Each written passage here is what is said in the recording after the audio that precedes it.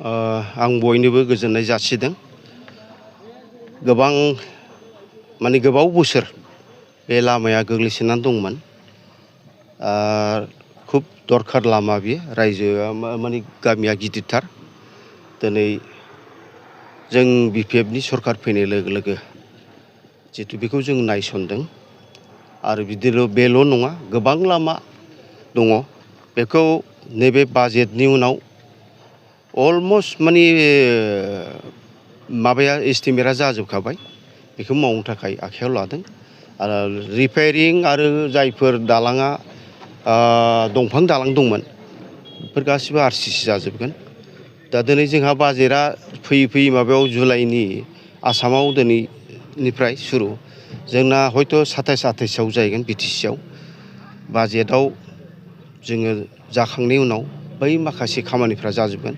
नाथाय जों जेखौ दरखार बेखौ समस्थिनि मालिक हिसाबै MCLA हक, EM हक बा MLA हक बिथांमोनहा दिनै गामिनि जिथु रायजो राजाफोरनि अनुरद बेखौ गनायनानै ग'हेडआव बेखौ लाबोग्रोनाय जादों। दा खामानि मावनो थाखाय दिनै जों बेखौ बेखेवफैबाय। नैबे बसगाव टु सुरिबारा थांनाय 2.5 किल'मिटार बे लामाखौ अन्थाइ खाम्फाखौ आं बेखेवफैबाय आरो गोजोननाय जासिदों जाहाथे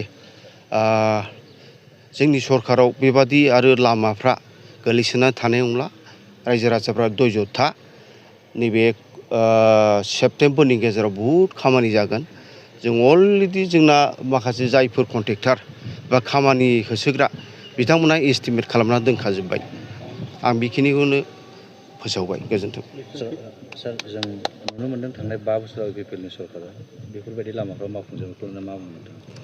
थांनाय 5 बोसोराव बिथांमोनहा रायजो राजाखौ जेबादि थगायलांदों, थगायै सरकार खुंदों।